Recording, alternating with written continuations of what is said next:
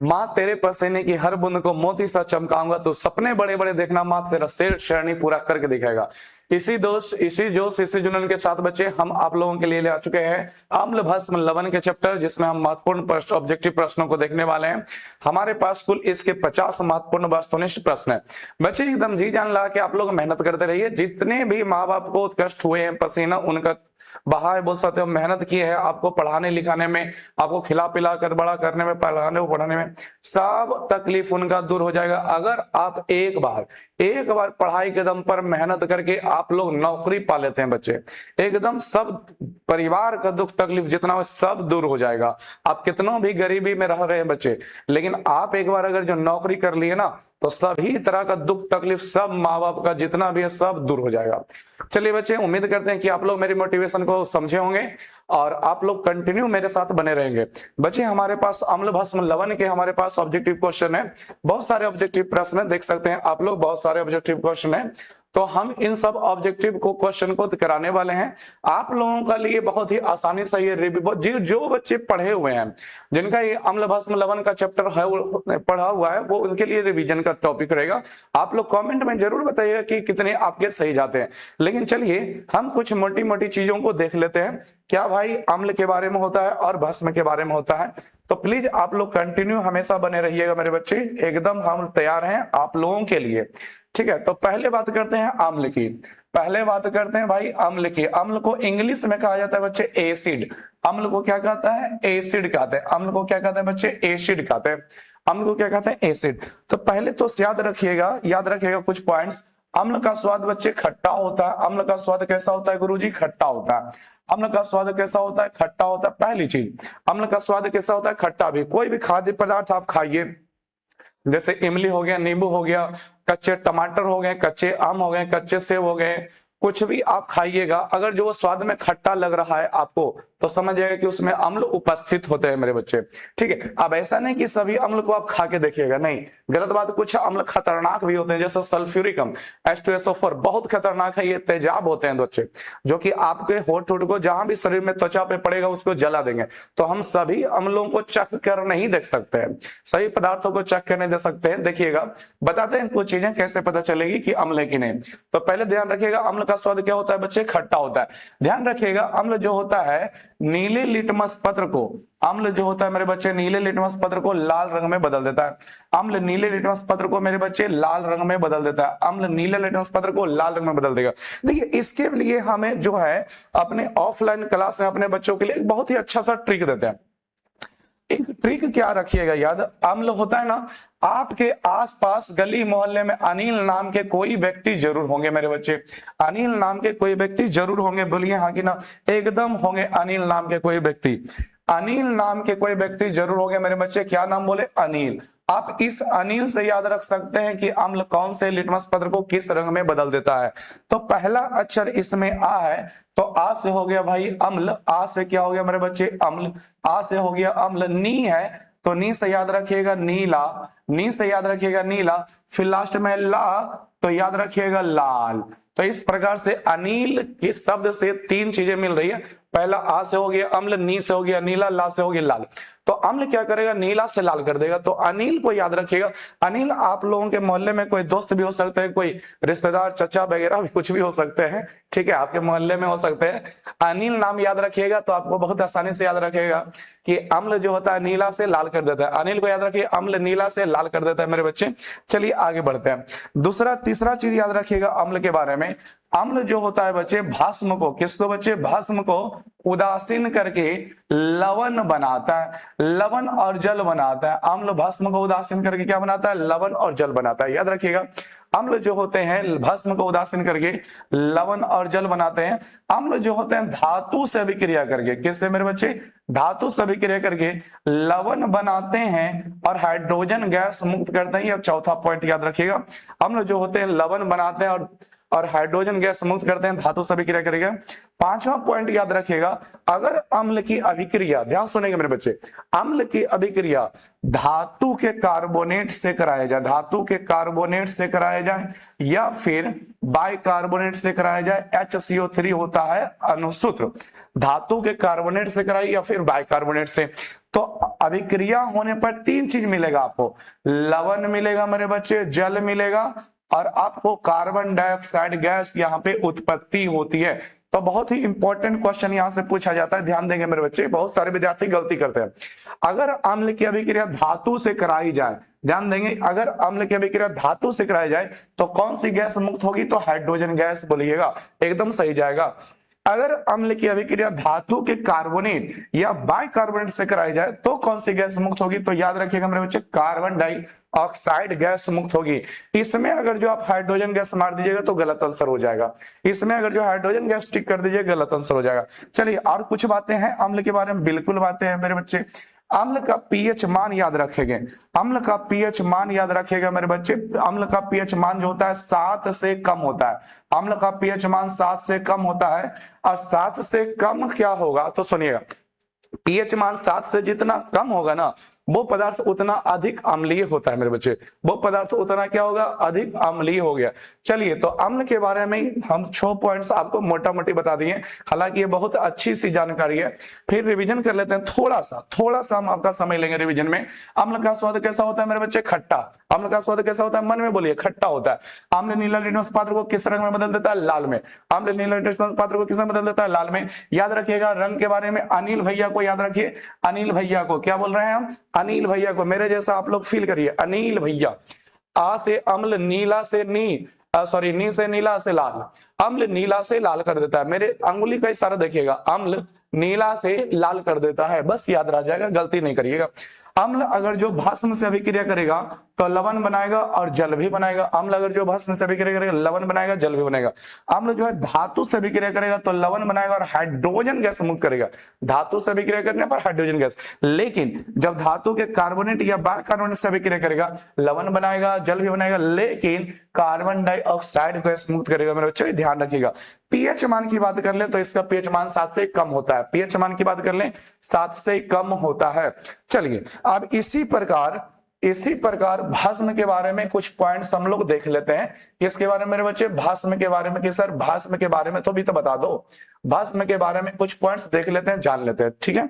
चलिए आइए तो शुरू करते हैं भाई भस्म के बारे में। तो देखिएगा भस्म क्या नाम है, भस्म। भस्म को इंग्लिश में क्या बोलते हैं मेरे बच्चे, वेस्ट। भस्म को इंग्लिश में क्या बोलते हैं, वेस्ट। भस्म को इंग्लिश में क्या बोलते हैं, बेस। जरूर याद रखिएगा भस्म को क्या कहते हैं इंग्लिश में, वेस्ट। अम्ल को एसिड, भस्म को बेस। पहला पॉइंट याद रखिएगा मेरे बच्चे, भस्म का स्वाद जो होता है ना, भस्म का स्वाद जो होता है मेरे बच्चे कड़वा होता है। भस्म का स्वाद कैसा होता है मेरे बच्चे, कड़वा होता है। भस्म का स्वाद कैसा होता है, कड़वा होता है, ठीक है। भस्म का स्वाद कैसा होता है, कड़वा होता है। आगे याद रखिएगा सेकंड पॉइंट, अगर जो बात करें कि ये किस लिटमस पत्र को किस रंग में बदल देगा, तो अम्ल का जस्ट उल्टा काम करेगा। अम्ल नीला से लाल कर देता है मेरे बच्चे, ध्यान से सुनिए, अम्ल नीला से लाल कर देता है। और क्षार जो हो गया यानी भस्म जो हो गया, हाँ, जल में जब घोल दीजिएगा ना भस्म को तो इसको क्षार कहते हैं। क्या कहते हैं मेरे बच्चे, क्षार। भस्म जल में घुलनशील भस्म को क्षार कहा जाता है, ठीक है। जल में अगर जो भस्म को घोल दीजिएगा तो अब उससे क्या कहिएगा, उस घोल को, विलयन को तो क्षार कहिएगा। जल में घोल दीजिएगा तो उसको क्षार कहिएगा, तो इसलिए मुंह से क्षार निकल गया। ध्यान रखिएगा भस्म या फिर क्षार क्या उसी रंग को कौन सी रंग में बदल देता है, तो अम्ल के जस्ट उल्टा काम करता है। ध्यान रखेंगे मेरे बच्चे, अम्ल क्या करता है, नीला से लाल, तो ये भाई साहब लाल से नीला कर देगा। ये क्या कर देगा मेरे बच्चे, लाल से नीला कर देगा। भस्म क्या कर देगा, लाल से नीला कर देगा। आगे सुनेंगे, जिस तरह से अम्ल भस्म से अभिक्रिया करके लवण और जल बनाता है, उसी प्रकार भस्म भी तो अम्ल से अभिक्रिया करके लवण और जल बनाएगा। भस्म भी तो मेरे बच्चे अम्ल से अभिक्रिया करके लवण और जल बनाएगा। लवण प्लस लवण और क्या बनाएगा मेरे बच्चे, जल। लवण और जल बनाएगा। अब धातु तो वगैरह से जो है भस्म जो है जनरली अभिक्रिया नहीं करते हैं, और अगर जो हम विस्तार से पढ़ाएंगे तो बताएंगे कि अगर जो भस्म धातु से अभिक्रिया करेगा तो कौन कौन से करेगा। ऐसे तो ध्यान दीजिए, याद रखिए कि धातुएं सामान्यतः भस्म से अभिक्रिया नहीं करते, ना तो भस्म से करते हैं, ना तो ना तो धातु से करते हैं, ना तो धातु कार्बोनेट, ना तो बाइकार्बोनेट से करते हैं मेरे बच्चे, ठीक है।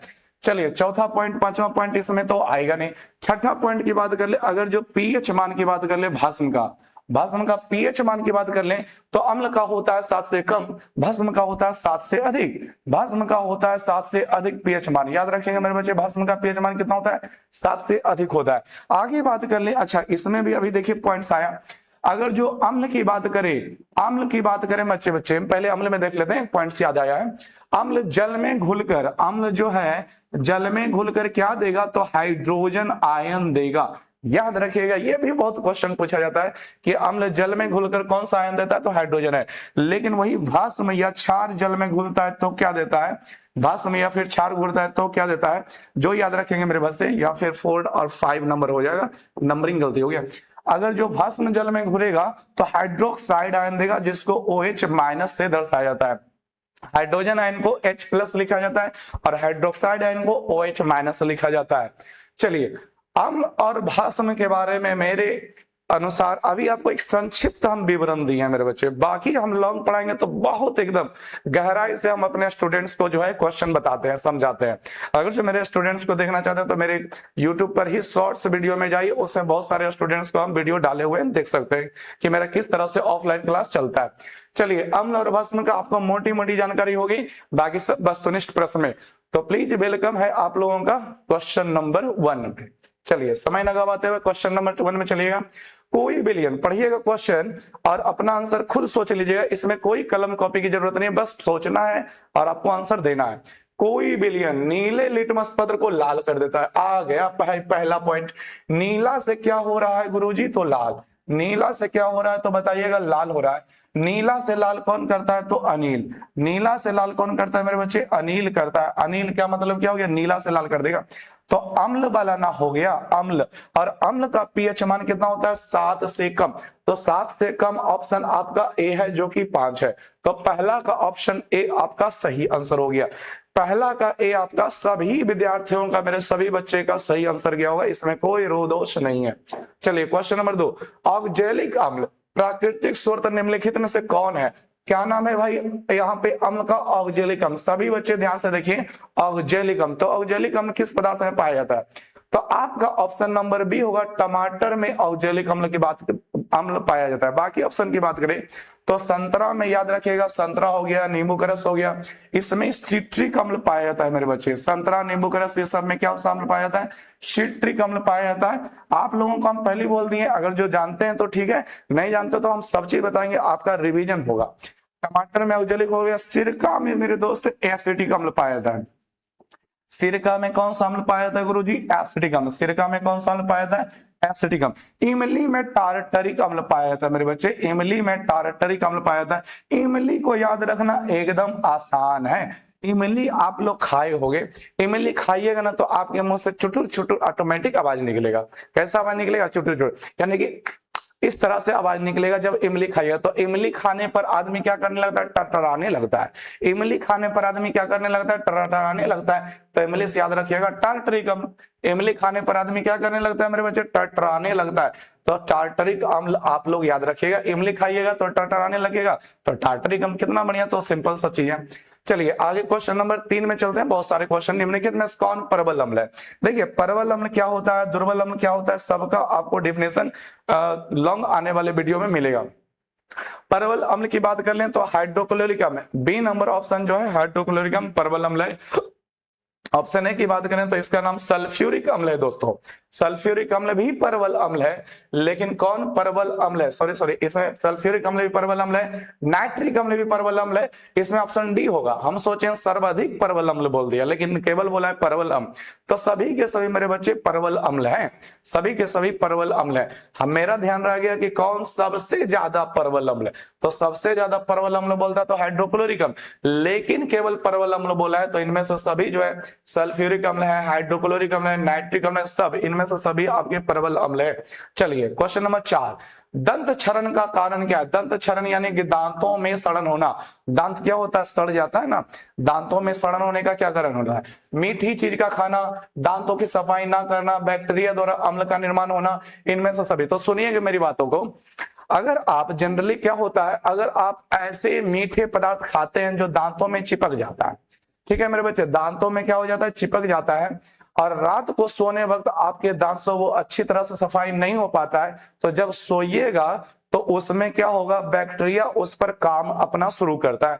बैक्टीरिया उसको जो होता है परिवर्तन कर, रासायनिक अभिक्रिया करने लगता है।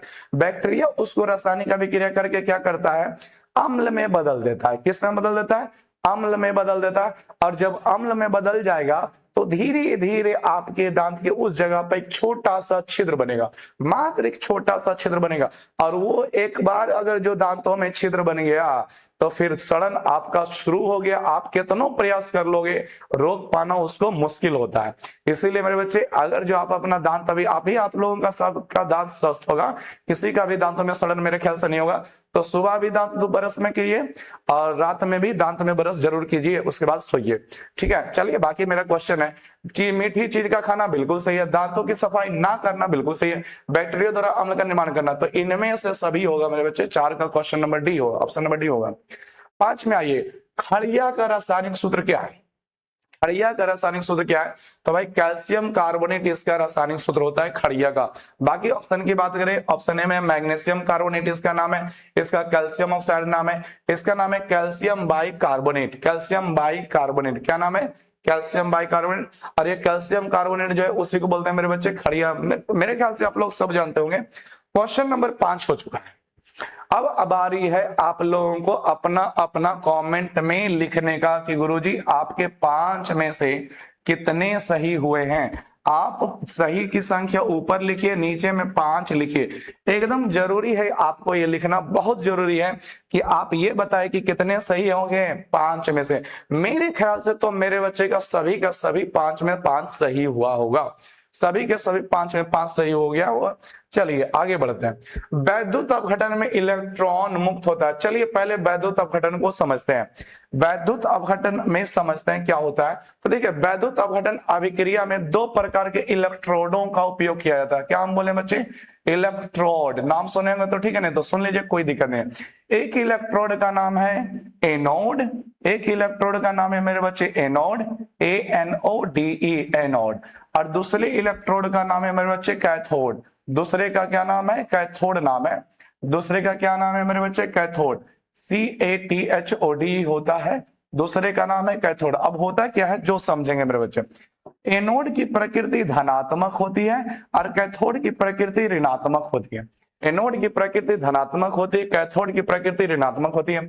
अब जब भी वैद्युत अपघटन अभिक्रिया कराई जाएगी, ध्यान सुनेंगे, जब भी वैद्युत अपघटन अभिक्रिया कराई जाएगी तो जिस पर माइनस चार्ज रहेगा, यानी जो ऋण आवेश रहेगा, वो एनोड की तरफ जाएगा, और जिस पर धन आवेश रहेगा वो कैथोड की तरफ जाएगा। जैसे कि अगर जो किसी यौगिक का, किसी लवण का वैद्युत अपघटन आप करवाते हैं तो आपको पता होना चाहिए कि लवण में 2 पार्ट्स होते हैं, एक धातु वाला होता है और एक अधातु वाला होता है। तो अधातुएं जो होते हैं ऋण आवेशित होते हैं तो एनोड पर, अधातुएं एनोड पर जाके जमा होते हैं और धातु कैथोड पर।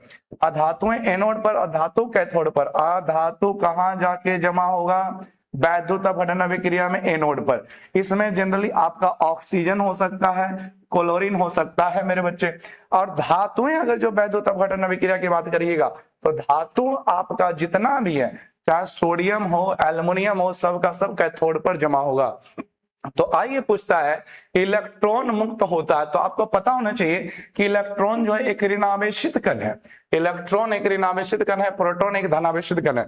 तो ऋण आवेश जो है वो कहां जाएगा? एनोड पर जाएगा मेरे बच्चे, एनोड पर जाएगा। तो खोजिए, ऑप्शन नंबर ए आपका करेक्ट आंसर है। वैद्युत अपघटन में इलेक्ट्रॉन मुक्त होता है कहां पे? एनोड पर। इसी तरह से पूछा जा सकता है कि वैद्युत अपघटन अभिक्रिया में धातुएं कहां मुक्त होती है और अधातुएं कहां मुक्त होती है।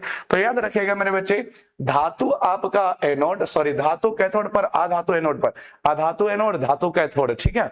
एनोड की प्रकृति धनात्मक होती है, कैथोड की प्रकृति ऋणात्मक होती है। एनोड अधातु को खींचता है, अधातु में आपका जनरली कैल्शियम सॉरी क्लोरीन होता है और ऑक्सीजन होता है, और कैथोड जो है धातु खींचता है, धातु में कुछ भी हो सकता है। चलिए नेक्स्ट क्वेश्चन।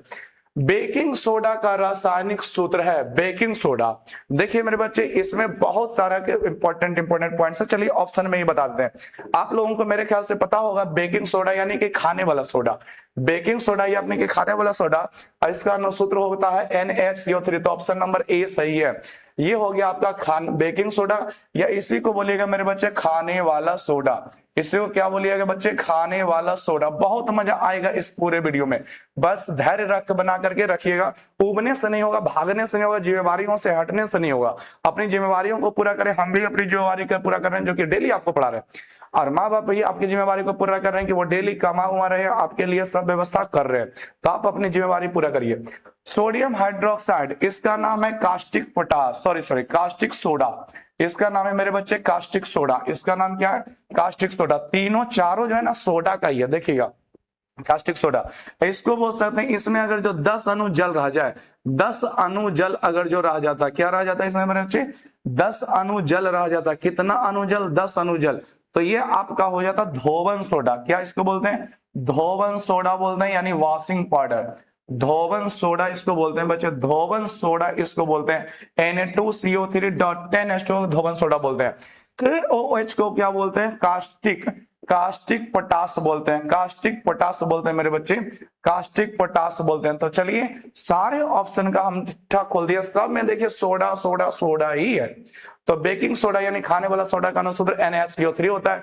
धोवन सोडा का अनुसूत्र होता है Na2CO3 × 10H2। कास्टिक सोडा का हो जाता है NaOH। कास्टिक पोटास का होता है KOH। पोटास से देखिए याद रखिए पोटेशियम, पोटास से याद रखिए पोटेशियम, तो पोटेशियम हाइड्रोक्साइड को कहते हैं कास्टिक पोटास। सोडा से याद रखिए मेरे बच्चे सोडियम, सोडा से याद रखिए क्या, सोडियम, सोडा से याद रखिए सोडियम। तो सोडा से हो गया कास्टिक सोडियम, कास्टिक सोडा यानी सोडियम हाइड्रोक्साइड, कास्टिक पोटास यानी पोटेशियम हाइड्रोक्साइड। फिर से सुनिए, कास्टिक सोडा यानी सोडियम हाइड्रोक्साइड, कास्टिक पोटास यानी कि पोटेशियम हाइड्रोक्साइड। खाने वाला सोडा NaCO3, धोने वाला सोडा Na2CO3 इसमें और भी बता दें, देखिए ये भाई साहब धोने वाला सोडा है, यानी धोवन सोडा इसको कहते हैं। और धोने के लिए आपको पानी की आवश्यकता होगी, यानी कि जल की आवश्यकता होती, वो भी कितना बाल्टी जल, 1-2 बाल्टी नहीं मेरे बच्चे, 10 बाल्टी जल आपको चाहिए। अब हम जो बता रहे हैं वो बात को अगर जो समझ गए तो याद रह जाएगा। धोवन सोडा में जल का होना अनिवार्य है, वो भी कई बाल्टी जल चाहिए, 10 बाल्टी जल चाहिए, यानी कि 10 H2O लगा रहना चाहिए। उम्मीद करते हैं मेरा ट्रिक जो है आप लोगों को बहुत बढ़िया लग रहा होगा। आगे चलते हैं 8 नंबर क्वेश्चन में। निम्नलिखित में से कौन लवण है, देखिए लवण में पहला तो ध्यान रखिएगा, लवण में रहेगा तो एक हिस्सा धातु रहना अनिवार्य है। हाँ, अमोनियम रह सकता है बगैर धातु वाला प्राणी, लेकिन खोजते हैं कौन जो है लवण है। तो लवण में हाइड्रोक्लोरिक अम्ल, ये आपका भाई अम्ल है, ये नहीं हो सकता है। अमोनियम हाइड्रोक्साइड, देखिए अमोनियम है धातु के जैसा, लेकिन हाइड्रो ऑक्साइड आपका जो है, हाइड्रोक्साइड किसका है, तो भाई भस्म का है। अभी आप लोगों को बताए थे कि सभी भस्म जल में घुलकर हाइड्रोक्साइड आयन देते हैं। क्या बनाते हैं, हाइड्रोक्साइड आयन। तो हाइड्रोक्साइड आयन जिसमें है, OH जिसमें है, वो तो भाई भस्म हो गया, वो लवण थोड़ी हुआ। ऑप्शन बी भी आपका OH है लगा हुआ, तो ये भी भस्म हो, लवण थोड़ी हुआ।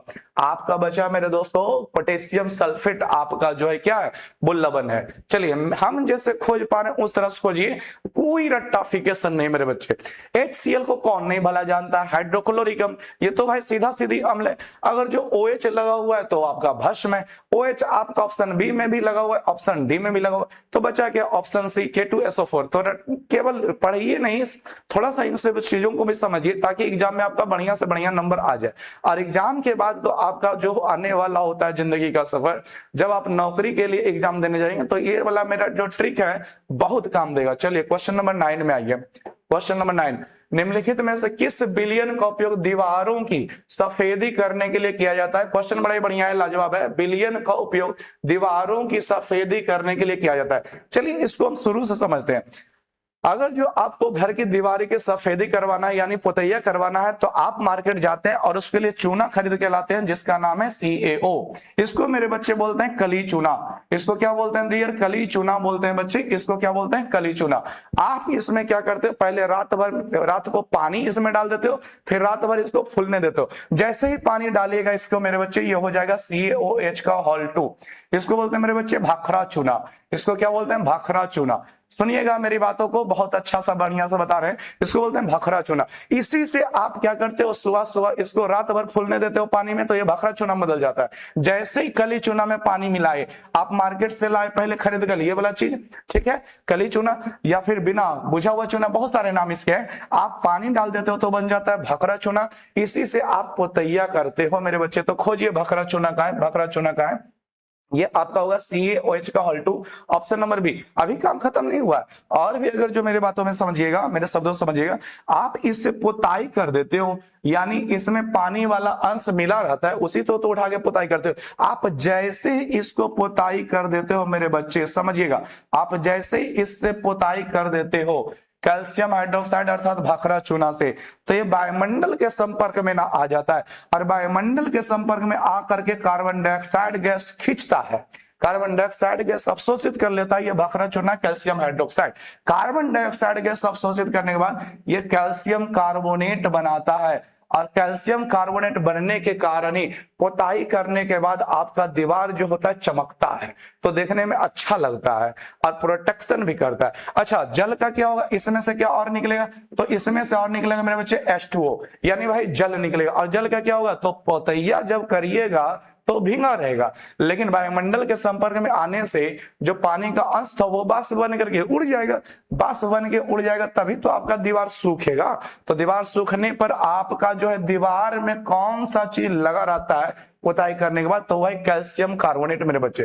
क्या नाम है इसका मेरे बच्चे, कैल्शियम कार्बोनेट आपके दीवार में लगा रहता है, उसी के कारण आपकी दीवार जो होता है चमकता है। कैल्शियम कार्बोनेट आपका पुताई करने के बाद दीवार में बन जाता है, और वही कैल्शियम कार्बोनेट आपका चमकता है। फिर से थोड़ा सा रिवाइजन करेंगे, क्वेश्चन में कोई दम नहीं है, निम्नलिखित में किस विलयन का उपयोग दीवारों को सफेद करने में किया जाता है, तो आपका आंसर है calcium hydroxide, option number B.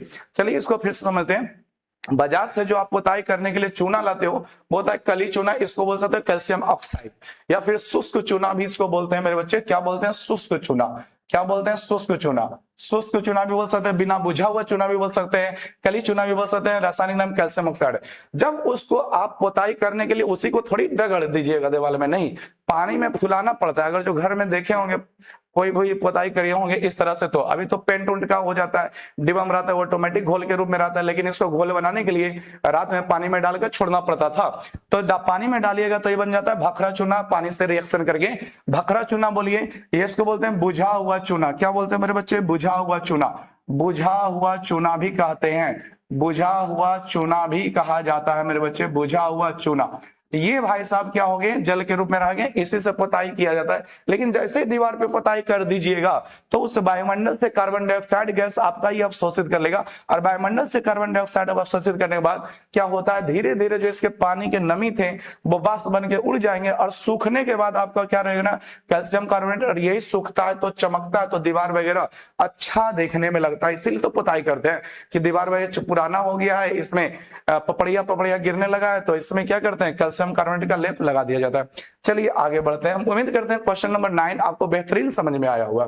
चलिए क्वेश्चन नंबर 10 बढ़िया से एकदम जवाब दीजिए मेरे बच्चे, और कमेंट में जरूर लिखिएगा कि 10 के बाद आपके कितने सही हुए हैं। ये this is most important for me, मेरे लिए जानना बहुत जरूरी है कि मेरे बच्चे जो पढ़ रहे हैं वो किस कैटेगरी के है, कितना आप कितना अच्छा कर रहे हैं। चलिए 10 नंबर क्या कहता है क्वेश्चन, क्वेश्चन नंबर 10, निम्नलिखित में किसके कारण अम्ल वर्षा होती है। बहुत इंपॉर्टेंट क्वेश्चन है।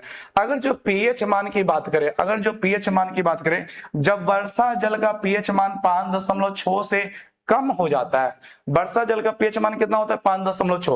वर्षा जल का पीएच मान, अम्ल वर्षा जो होता है उसका पीएच मान, अम्लीय वर्षा का पीएच मान 5.6 होता है। लेकिन ये किसके कारण होता है, तो याद रखिएगा वायुमंडल में उपस्थित सल्फर डाइऑक्साइड गैस के कारण होती है। वायुमंडल में उपस्थित सल्फर डाइऑक्साइड गैस के कारण होती है, तो खोजिएगा वायुमंडल में उपस्थित sulphur dioxide gas. B number option है, कार्बन डाइऑक्साइड गैस के कारण, कार्बन मोनोऑक्साइड नहीं, सल्फर डाइऑक्साइड गैस के कारण होती है।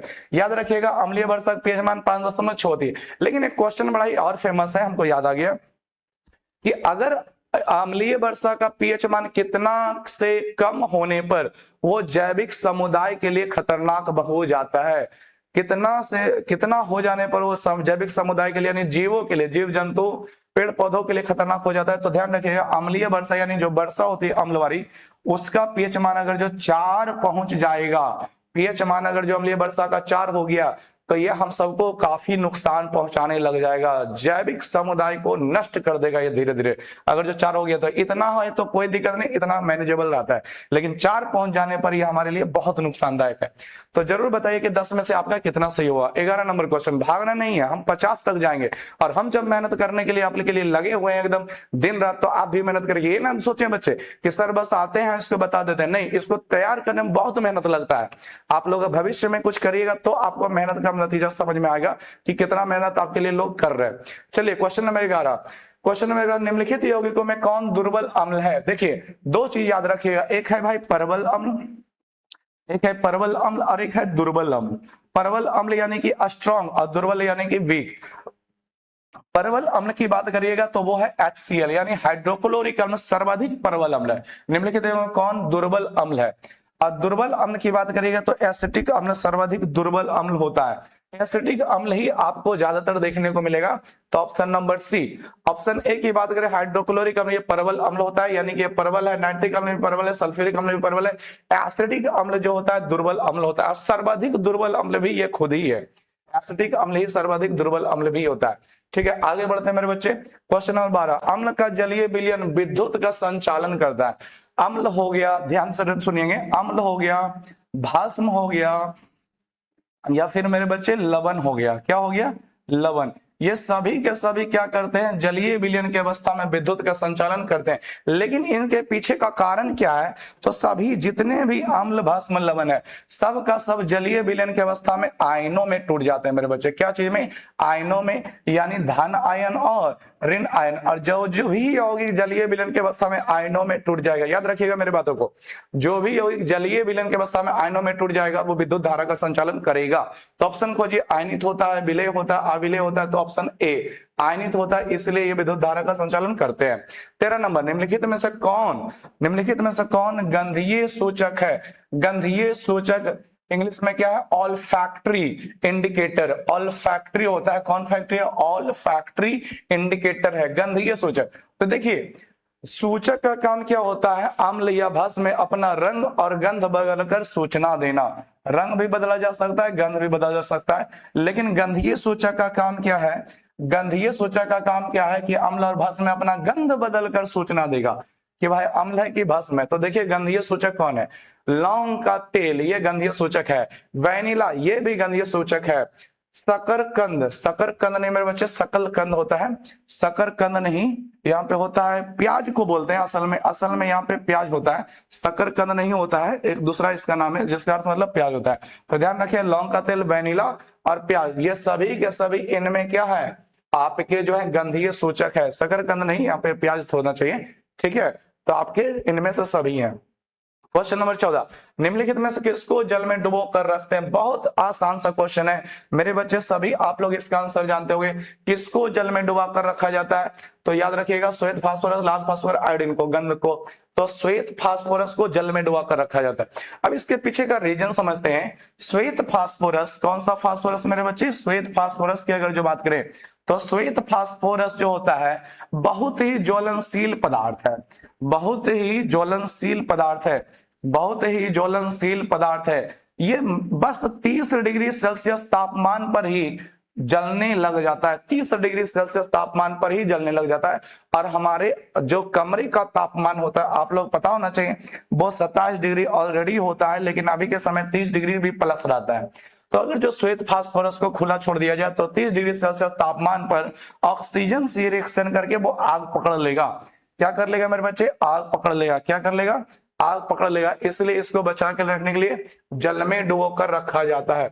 नहीं, ऑक्सीजन की जरूरत नहीं होती है इसको आग पकड़ने के लिए, ऑक्सीजन की जरूरत इसको नहीं होती है, ये ऑटोमेटिक आग पकड़ के ये जलने लग जाता है। उससे बचाने के लिए इसको जो है जल में डुबो कर रखा जाता है, क्योंकि इसका ज्वलन ताप कम होता है, इसका ज्वलन ताप कम होता है। नेक्स्ट क्वेश्चन देखिएगा, निम्नलिखित में से कौन यौगिक सबसे अधिक क्षारकीय है?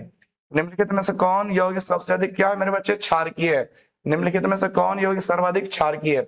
याद रखिएगा, किसको जल में डुबा कर रखा जाता है? श्वेत फास्फोरस को। लाल फास्फोरस को नहीं रखा जाता। लाल फास्फोरस का उपयोग आप लोग माचिस की तिल्ली में देखते होंगे, लाल फास्फोरस का उपयोग किया जाता है।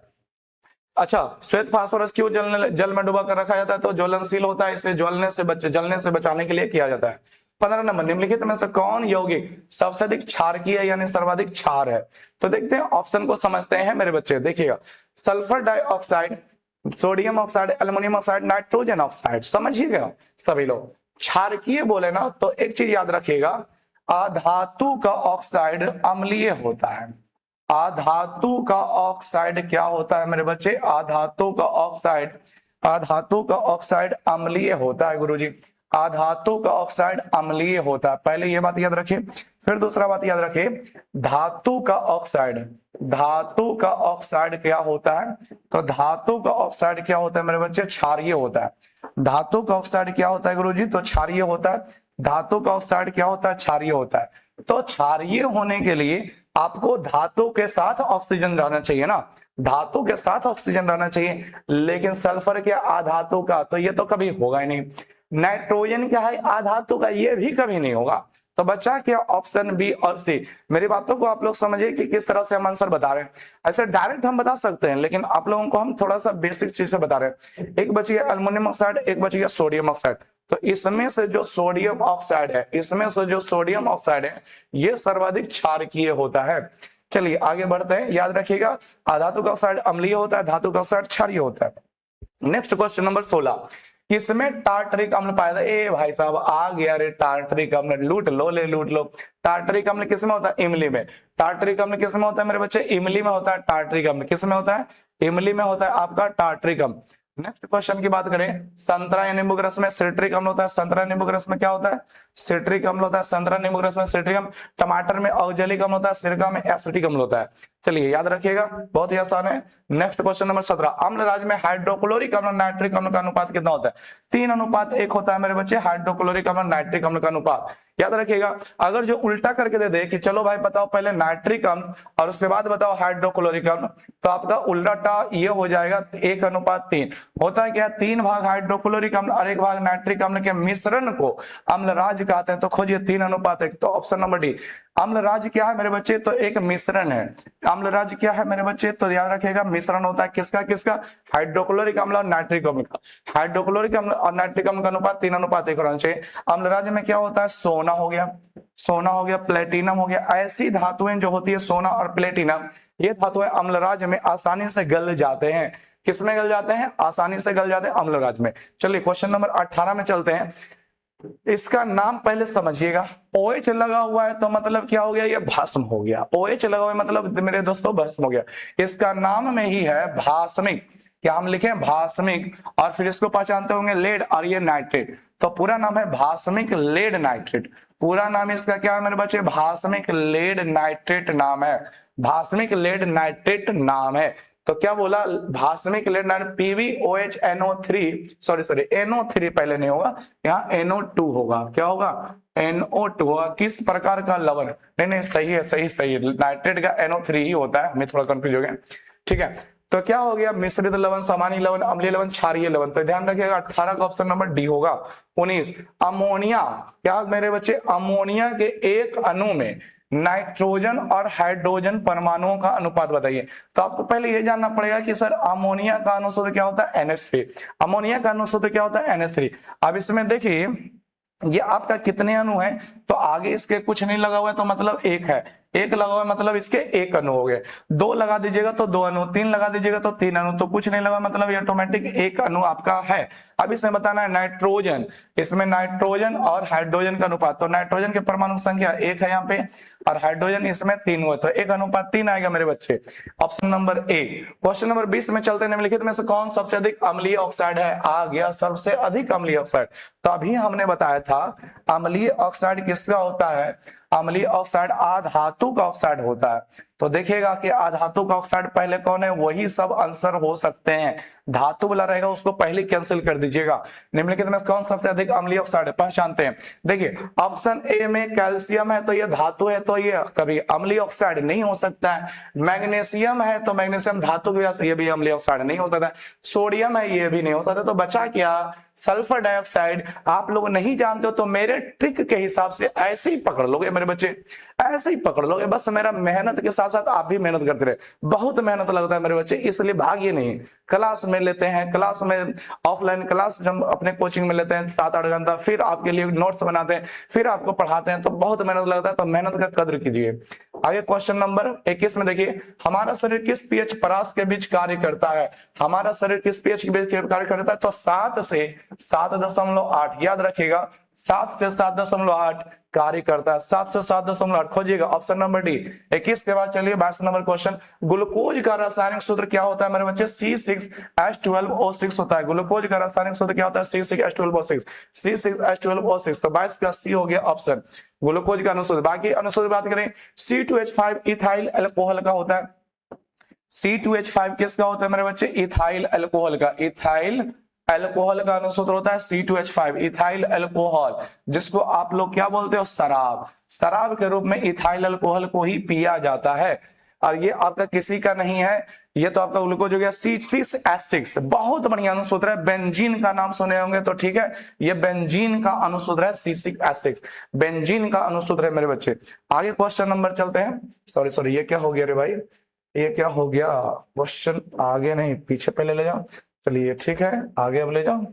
अच्छा अच्छा अच्छा अच्छा अच्छा अच्छा, ये आ गया। शल्य चिकित्सा में टूटी हड्डियों को जोड़ने में, शल्य चिकित्सा मतलब क्या? डॉक्टरी वगैरह में शल्य चिकित्सा मतलब क्या? डॉक्टर के यहाँ टूटी हुई हड्डियों को जोड़ने के लिए प्रयुक्त होने वाला रासायनिक पदार्थ क्या है? यानी टूटी हुई हड्डियों को जोड़ने में डॉक्टर किसका उपयोग करते हैं? धोबिया सोडा का, यानी भाई धोवन सोडा। धोवन सोडा से कैसे टूटी हड्डी को जोड़ा जाएगा? कभी नहीं हो सकता है। कली चूना, चूना से नहीं, कैल्शियम ऑक्साइड जो बताए थे। प्लास्टर ऑफ पेरिस, जिप्सम, तो जिप्सम भी नहीं, प्लास्टर ऑफ पेरिस आपका सही आंसर है।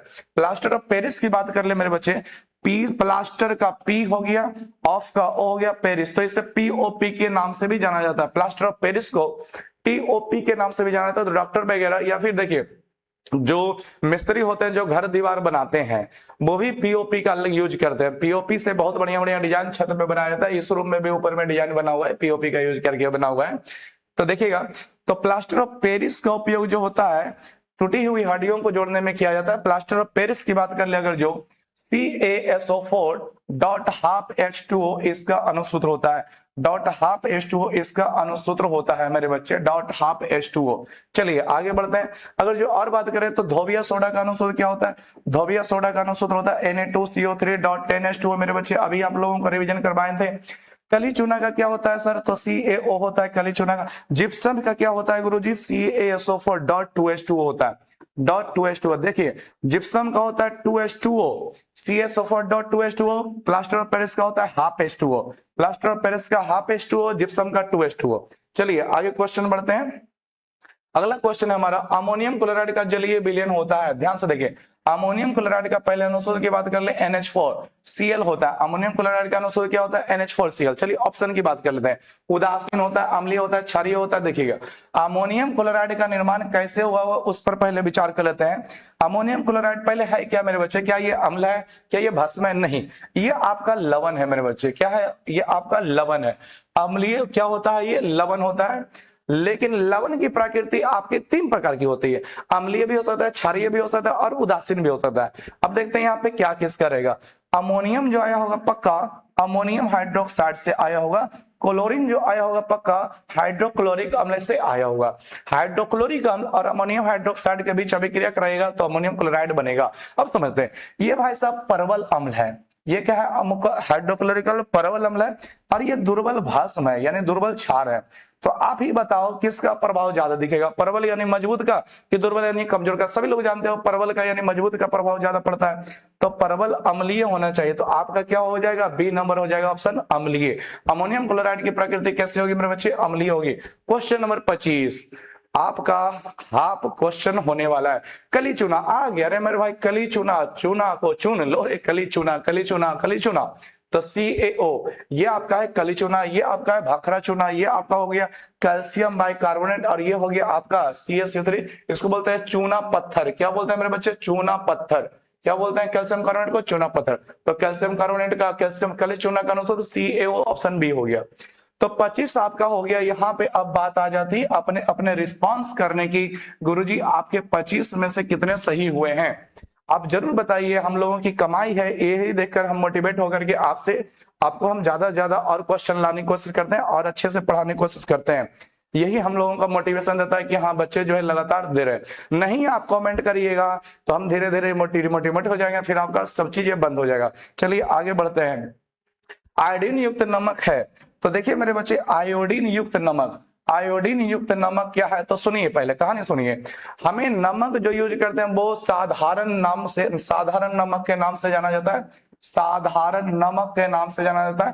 तो इसका अनुसूत्र है गुरुजी NaCl, साधारण नमक के नाम से जाना जाता है जिसका अनुसूत्र क्या होता है NaCl। अब हमारे शरीर में क्या होता है आयोडीन की कमी से, किसकी कमी से, आयोडीन की कमी से, किसकी कमी से, आयोडीन की कमी से हमारे शरीर में क्या हो जाता है घेघा रोग हो जाता है। कौन सी रोग हो जाता है घेघा रोग। तो घेघा रोग आयोडीन की कमी से होता है। तो आयोडीन को पूरा करने के लिए कि हमारे शरीर में कमी ना हो तो आयोडीन को मिला के दिया जाता है, किसके साथ, खाने के लिए दिया जाता है। तो खाने के लिए आप ऐसे नहीं कि आयोडीन लीजिएगा मुट्ठी मुट्ठी खा लीजिएगा, नहीं, आपको जो है सोडियम क्लोराइड यानी नमक के साथ ही मिला दिया गया है, आयोडीन युक्त नमक उसे कहते हैं। नमक के साथ आयोडीन मिला दिया गया तो आयोडीन युक्त नमक कहते हैं। अब इसे बनाने के लिए क्या क्या मिलाया जाता है, देखिए सोडियम क्लोराइड, पोटेशियम आयोडेट, समझेंगे। NaCl का नाम तो सभी बच्चे जानते हैं, सोडियम क्लोराइड है। KiO3, KiO3 नोट कर लीजिएगा कॉपी में, KiO3 पहला हो गया और Ki ये दूसरा हो गया, Ki ये दूसरा हो गया। KiO3 को क्या कहते हैं तो पोटेशियम आयोडेट कहते हैं मेरे बच्चे। क्या कहते हैं, पोटेशियम आयोडेट। क्या कहते हैं मेरे बच्चे, पोटेशियम आयोडेट कहते हैं। क्या कहते हैं, पोटेशियम आयोडेट। और Ki को क्या कहते हैं तो पोटेशियम आयोडाइड कहते हैं, पोटेशियम आयोडाइड, पोटेशियम आयोडाइड। आप जानते हो तो बहुत बढ़िया, नहीं जानते तो कॉपी में नोट करिए, बिना किसी तरह का कंजूसी करिए। पोटेशियम आयोडाइड, आयोडाइड या आयोडाइड होगा शायद, आयोडाइड या आयोडाइड होगा, आयोडाइड, ठीक होगा मेरे बच्चे, आयोडाइड, ठीक है। तो भाई किसका उपयोग किया जाता है तो दोनों का उपयोग किया जाता है, दोनों का उपयोग किया जाता है। साधारण नमक को आयोडीन युक्त नमक बनाने के लिए दोनों का उपयोग किया जाता है, पोटेशियम आयोडाइड का भी, पोटेशियम आयोडाइड का भी। तो पोटेशियम आयोडेट भी सोडियम क्लोराइड के साथ, सोडियम क्लोराइड के साथ मिला हुआ है पोटेशियम आयोडाइड। तो यहाँ पे अच्छा ऑप्शन की गड़बड़ी है, ये आपका ऑप्शन ए हो गया, ये आपका बी है और ये सी है। तो ए और बी दोनों बिल्कुल सही है। Option number C, option number C आपका सही है। चलिए प्लास्टर ऑफ पेरिस का रासायनिक नाम बता दो जरा, प्लास्टर ऑफ पेरिस का रासायनिक नाम, प्लास्टर ऑफ पेरिस का रासायनिक नाम बताइए। कैल्शियम सल्फेट है, कैल्शियम सल्फेट मोनोहाइड्रेट है, कैल्शियम क्लोराइड है, कैल्शियम सल्फेट हेमिहाइड्रेट। तो ऑप्शन नंबर डी, समझिएगा मेरे बच्चे, दो चीज हम लिख रहे हैं, दो चीज हम लिख रहे हैं, CaSO4.2H2O, ये आप लोग पहले ध्यान से समझिएगा। फिर दूसरा हम लिख रहे हैं CaSO4, यहाँ पे देखिए 2H2O, हम क्या बोलते हैं मेरी भाषा में समझिएगा, जल के कितना बाल्टी यहाँ पे दो लगा हुआ है, तो जल है आपका 2 बाल्टी, जल आपका 2 बाल्टी है। अब 2 बाल्टी में से 1.5 बाल्टी पानी निकाल दो, 2 बाल्टी में से 1.5 बाल्टी पानी निकाल दो, तो कहिएगा गुरुजी हाफ, आधा बाल्टी पानी बच गया, आधा बाल्टी पानी बच गया। अब हुआ क्या जो समझिएगा, CaSO4 में 2 बाल्टी पानी है तो भाई साहब है जिप्सम, क्या नाम है इसका भाई, जिप्सम।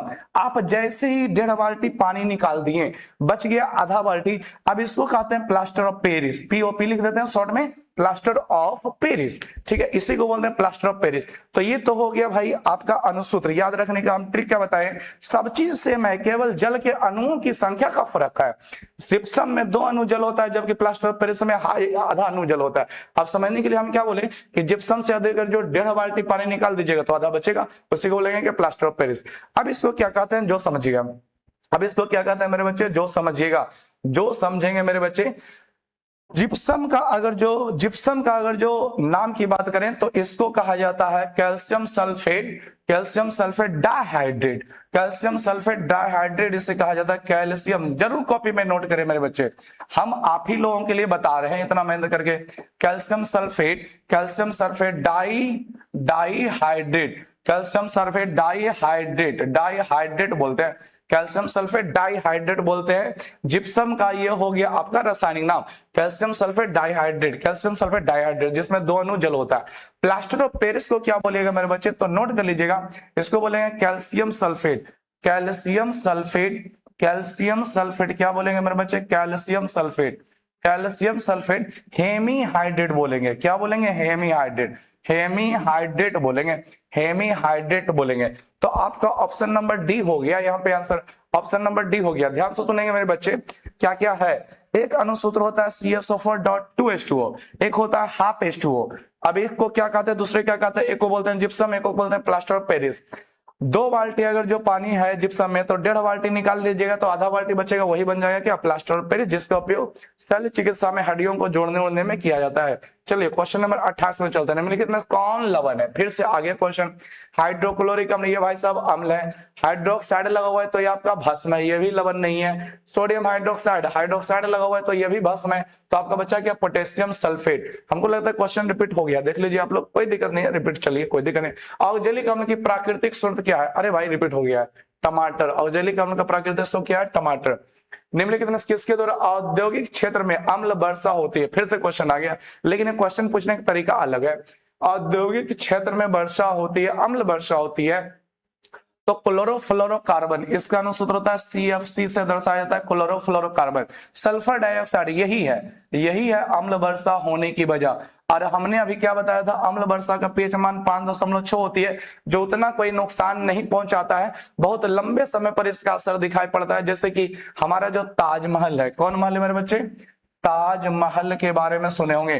ताजमहल जो है आपका सफेद संगमरमर से बना है, ताजमहल आपका सफेद संगमरमर से बना है, ताजमहल आपका सफेद संगमरमर से बना है, लेकिन अभी उसका रंग पूर्णतः सफेद नहीं है, पूर्णतः सफेद नहीं है मेरे बच्चे, हल्का पीला पड़ चुका है, हल्का पीला पड़ चुका है मेरे बच्चे, हल्का पीला पड़ चुका है। तो वो किसके कारण ऐसा हुआ है, तो क्वेश्चन आ जाए तो बोलिएगा अम्ल वर्षा के कारण, अम्ल वर्षा के कारण ऐसा हुआ है। तो ताजमहल देखिए कितना पुराना होगा जिसका प्रभाव दिख रहा है कि अम्ल वर्षा के कारण ऐसा हुआ है। तो 5.6 का अम्ल वर्षा pH मान कोई खास फर्क नहीं पड़ता है, लेकिन अगर जो अम्ल वर्षा pH मान 4 पहुंच जाएगा तो हम लोगों के जीवन के लिए वो नुकसानदायक हो जाएगा। पेड़ पौधे यानी जितने भी जैविक समुदाय की चीजें हैं उसके लिए बहुत ही नुकसानदायक होता है।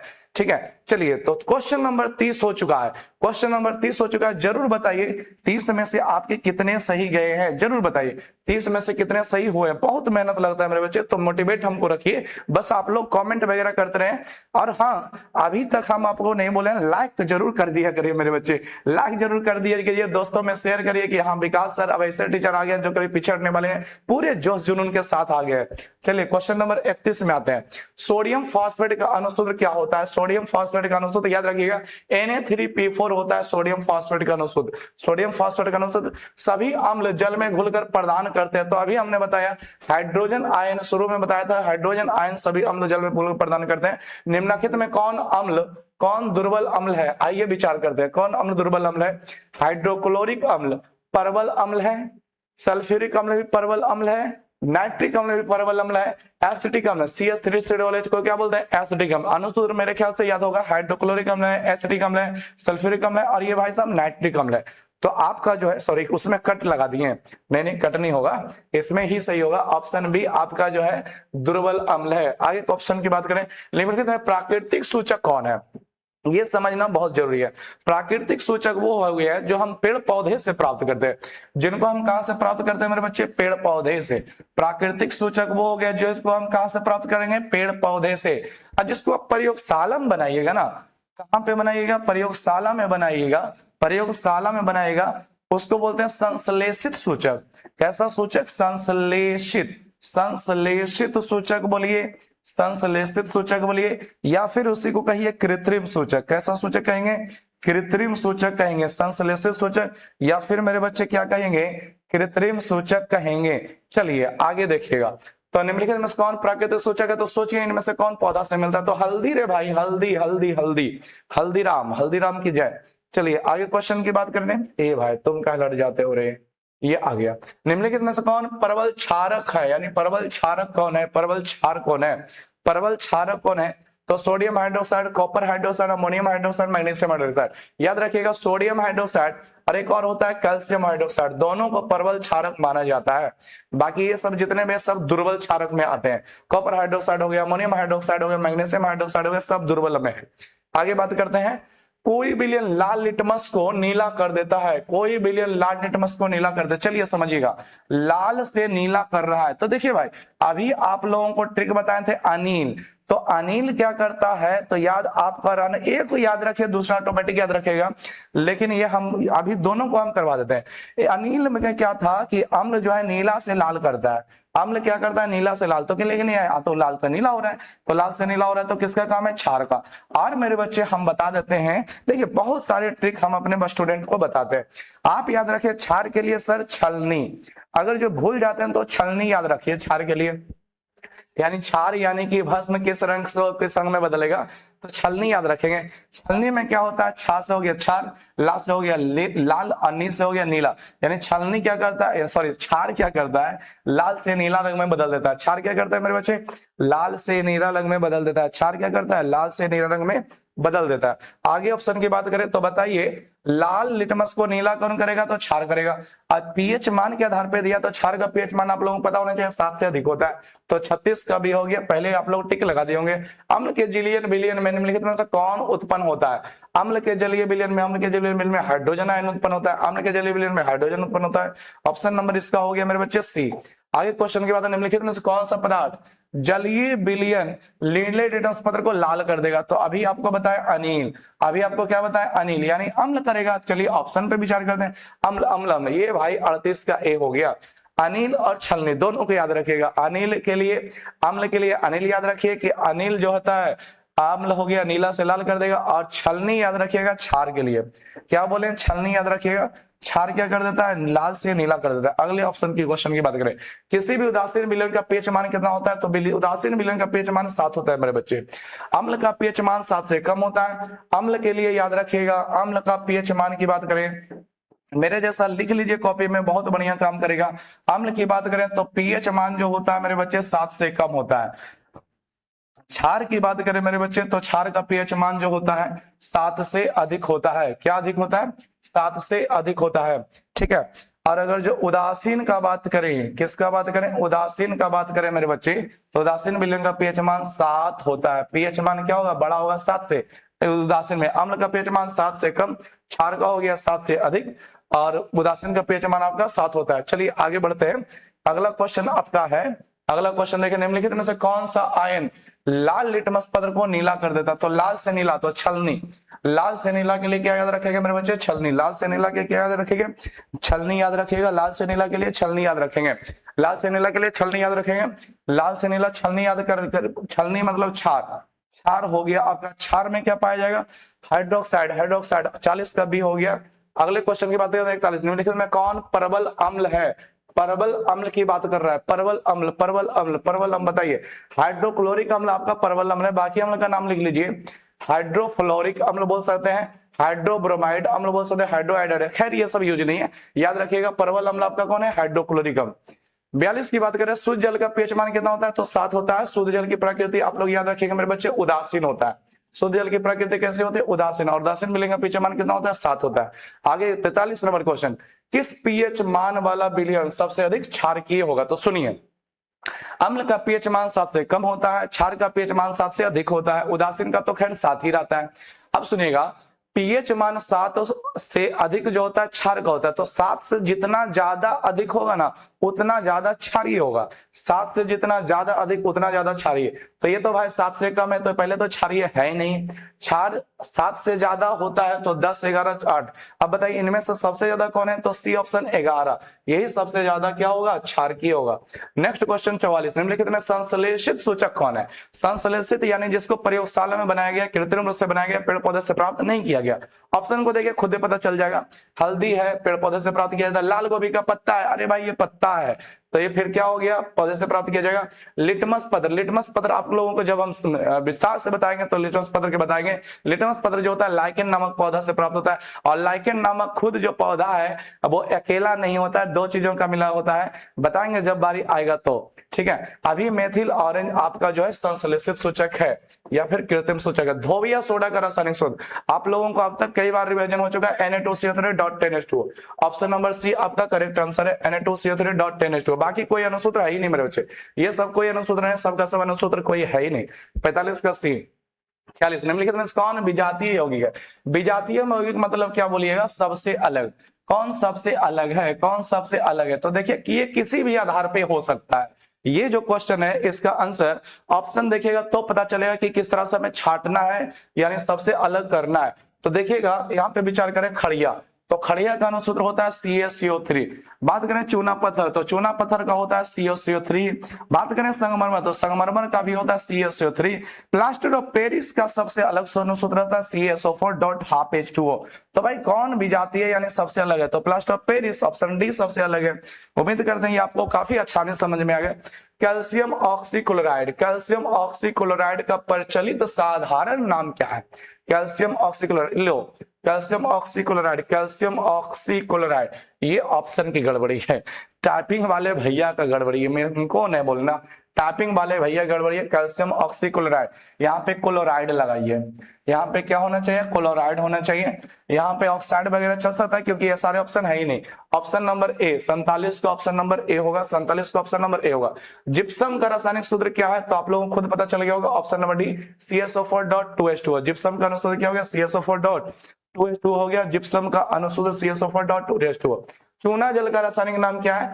चूना जल का रासायनिक नाम तो CaOH का हॉल 2 को बोलते हैं चूना जल, CaOH का हॉल 2 को बोलते हैं चूना जल। तो calcium hydroxide, option number B 49 का ऑप्शन नंबर बी। 50 अंत भला तो मेरे भाई सब भला, अंत भला तो मेरे भाई सब भला। निम्नलिखित में सोडा ऐश किसको कहते हैं? सोडा ऐश, तो सोडियम कार्बोनेट को कहते हैं सोडा ऐश। सोडियम कार्बोनेट को क्या कहते हैं? Soda ash. ठीक है, आपको विस्तार से हम पढ़ाएंगे तो बताएंगे सोडा ऐश किसका किसका मिश्रण होता है, सोडा ऐश। तो मेरे बच्चे 50 कंप्लीट हुए।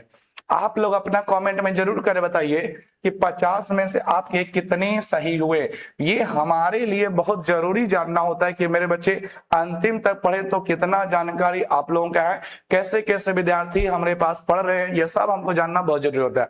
तो मेहनत आपके लिए करने बाबू पीछे नहीं हटिएगा, आप लोग भी मेहनत करिए, मुकाम दोनों को हासिल मिलेगा, आपको अपने रास्ते मिलेगा, हमको अपने रास्ते मिलेगा। चलिए मिलते हैं नेक्स्ट वीडियो में, तब तक के लिए बहुत बहुत धन्यवाद। अच्छे रहिए, पढ़ते रहिए और आगे बढ़ते रहिए।